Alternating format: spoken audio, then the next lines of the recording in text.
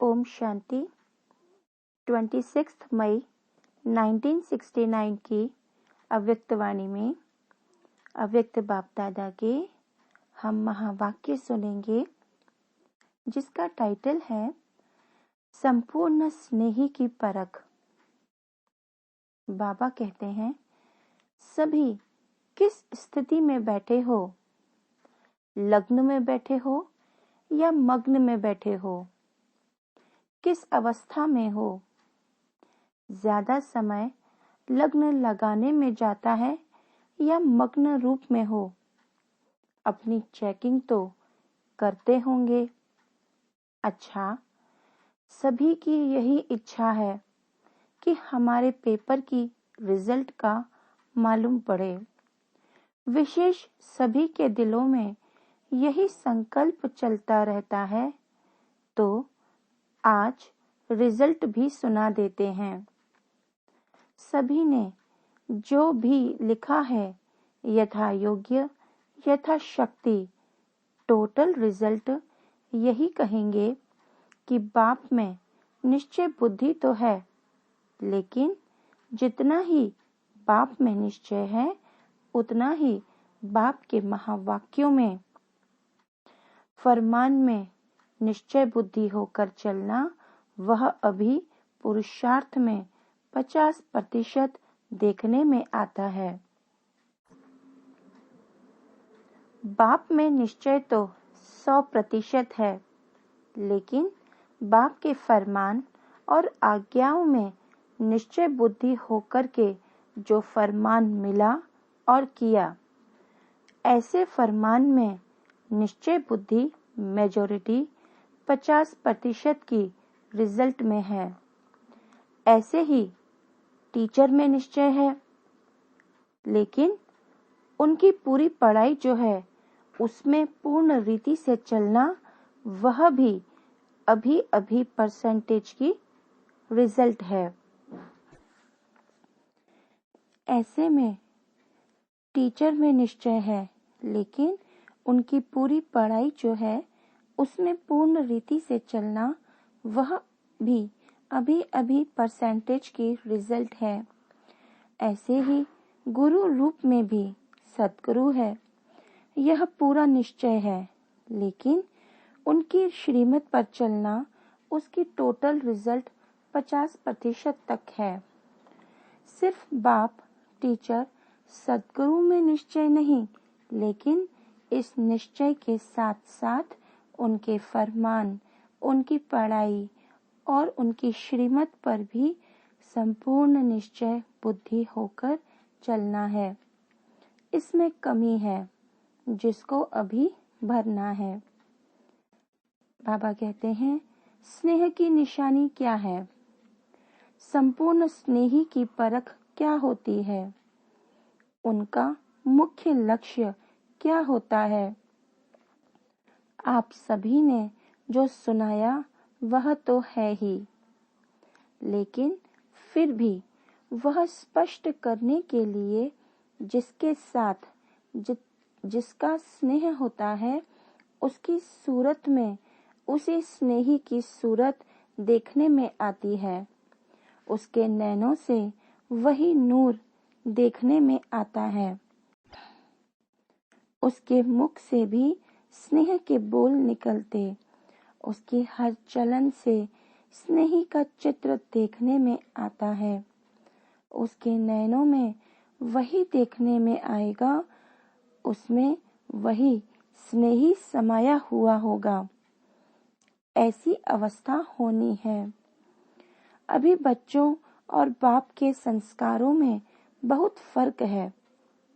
जब समान हो जाएंगे तो आपके संस्कार देखने में नहीं आएंगे, वही देखने में आएंगे। एक एक में बाप को देखेंगे। आप सभी के द्वारा बाप का साक्षात्कार होगा, लेकिन अभी वह कमी है। अपने से पूछना है, ऐसे स्नेही बने हो? स्नेह लगाना भी सहज है। स्नेही स्वरूप बनना, यह है फाइनल स्टेज। तो पेपर की रिजल्ट सुनाई, एक तो यह कमी है, दूसरी बात जो सभी ने लिखा है उसमें सहन शक्ति की जो रिजल्ट है वह बहुत कम है। जितनी सहन शक्ति होगी उतनी सर्विस में सफलता होगी। संगठन में रहने के लिए भी सहन शक्ति चाहिए। फाइनल पेपर जो विनाश का है उसमें पास होने के लिए भी सहन शक्ति चाहिए। वह सहन शक्ति की रिजल्ट मेजॉरिटी में बहुत कम है, इसलिए उसको अब बढ़ाओ। सहन शक्ति कैसे आएगी? जितना जितना स्नेही बनेंगे, जिसका जिसके प्रति स्नेह होता है तो उस स्नेह में शक्ति आ जाती है। स्नेह में सहन शक्ति कैसे आती है? कभी अनुभव किया है? जैसे देखो, कोई बच्चे की माँ है, बच्चे पर आपदा आती है, माँ का स्नेह है तो स्नेह के कारण उसमें सहन शक्ति आ जाती है। बच्चे के लिए सब कुछ सहन करने के लिए तैयार हो जाती है। उस समय स्नेह में कुछ भी अपने तन का व परिस्थितियों का कुछ फिक्र नहीं रहता है। तो ऐसे ही अगर निरंतर स्नेह रहे तो उस स्नेह प्रति सहन करना कोई बड़ी बात नहीं। स्नेह कम है इसलिए सहन शक्ति भी कम है। यह है आप सभी के पेपर की रिजल्ट। अब 1 मास के बाद रिजल्ट देखेंगे। वह 3 मास बाद पेपर आता है। यहाँ 1 मास बाद इसी रिजल्ट को देखेंगे कि स्नेही रूप कितना बने हैं। मुख्य है निर्भयता का गुण, जो पेपर में नहीं दिया था क्योंकि उसकी बहुत कमी है। 1 मास के अंदर इस निर्भयता के गुण को भी अपने में पूरा भरने की कोशिश करनी है। निर्भयता कैसे आएगी? उसके लिए मुख्य क्या पुरुषार्थ है? निराकारी बनना। जितना निराकारी अवस्था में होंगे उतना निर्भय होंगे। भय तो शरीर के भान में आने से होता है। यह 1 मास का चार्ट पहले बता देते हैं। कुमारियों का ट्रेनिंग क्लास पूरा होगा तो यह भी पूछेंगे कि सहन शक्ति, निर्भय और निश्चय की परख जो बताई वह कहाँ तक है। इन तीनों बातों का पेपर फिर लेंगे। कुमारियों से बाप दादा का स्नेह विशेष क्यों होता है? कौन सी खास बात है जो बाप दादा का खास स्नेह रहता है? क्योंकि बाप दादा समझते हैं अगर इन्हों को ईश्वरीय स्नेह नहीं मिलेगा तो और किसी के स्नेह में लटक जाएंगी। बाप रहम दिल है ना, तो रहम के कारण स्नेह है। भविष्य बचाव के कारण विशेष स्नेह रहता है। अब देखेंगे बाप दादा के स्नेह का जवाब क्या देती हैं।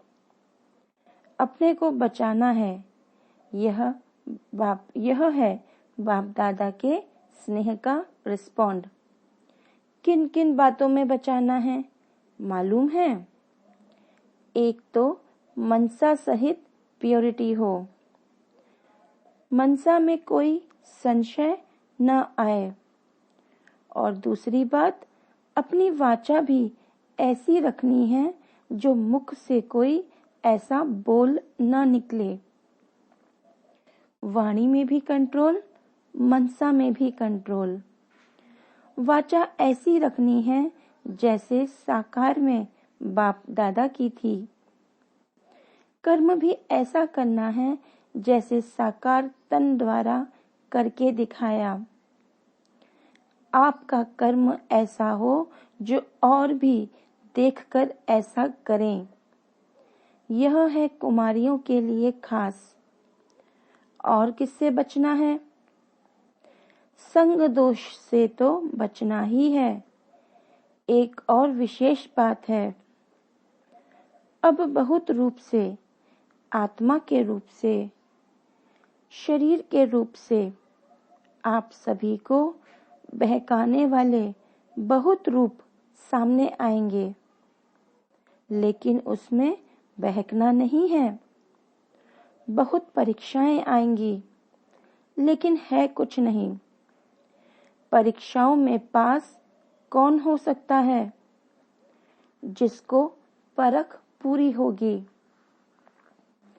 परखने की जितनी शक्ति होगी उतना ही परीक्षाओं में पास होंगे। परखने की शक्ति कम रखते हो, परख नहीं सकते हो कि यह किस प्रकार का विघ्न है, माया किस रूप में आ रही है और क्यों मेरे सामने यह विघ्न आया है। इससे रिजल्ट क्या है? यह परख कम होने के कारण परीक्षाओं में फेल हो जाते हैं। परख अच्छी होगी, वह पास हो सकते हैं। अच्छा, मनन चिंतन। बाबा ने इस मुरली में संपूर्ण स्नेह की परख बताई है। बाबा ने कहा है, स्नेह की परख है निश्चय बुद्धि। यदि बाबा में हमारा पूरा निश्चय है तो हम बाबा के पूरे फरमान और आज्ञाओं पर निश्चय बुद्धि होकर चलेंगे। तो बाबा ने कहा कि उसके लिए बाबा यानी कि बाप, टीचर और सद्गुरु तीनों में हमारा निश्चय होना चाहिए।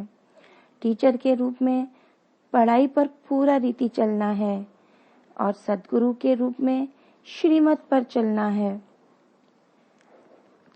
तो बाबा कहते हैं कि संपूर्ण निश्चय होना चाहिए।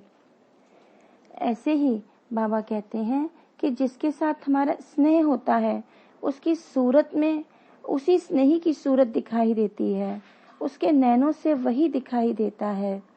तो जब हम समान हो जाएंगे तब हम तो सबको हमारे द्वारा बाप का साक्षात्कार होगा। ये है स्नेही स्वरूप बनना। और दूसरा बाबा ने कहा कि जितनी सहन शक्ति होगी उतनी सर्विस में सफलता होगी, क्योंकि स्नेही की भी निशानी है कि वह सहनशील होगा। जैसे माँ अपने बच्चे के प्रति सहनशील होती है।